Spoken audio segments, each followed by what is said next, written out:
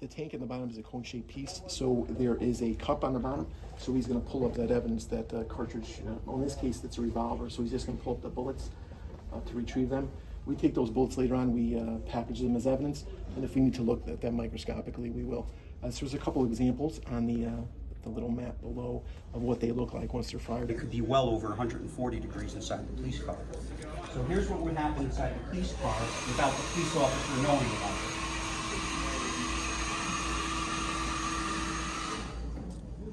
So once he gets back to the station and opens up the evidence bag, if this is all he has, he's going to be, oh boy, what happened here? Well, thankfully the forensic lab is available for services. What we will do is we will dip this piece of paper in liquid nitrogen. It will reverse the chemical reaction and bring the ink back.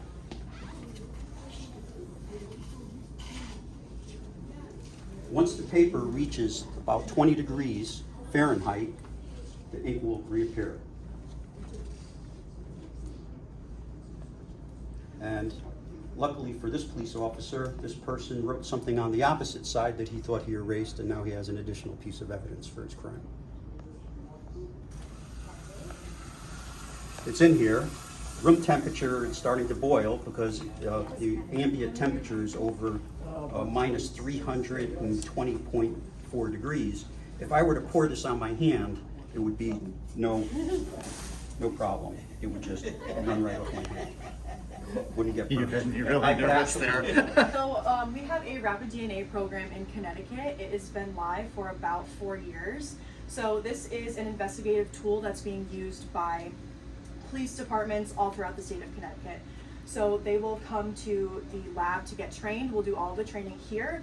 Once they're a trained operator, they can go to any one of our 8 kiosks across the state to process crime scene samples. And so they'll go to the crime scene, they will swab their crime scene evidence with just regular cotton swabs. They'll take 2 swabs at once. One swab is going to go to be submitted to the lab for traditional testing. The other swab they can run on the rapid machine. So the swab that they run for rapid, they'll take to any one of the 8 kiosks. All trained operators have their own profiles and login set up, so they can go and log in and use the machine.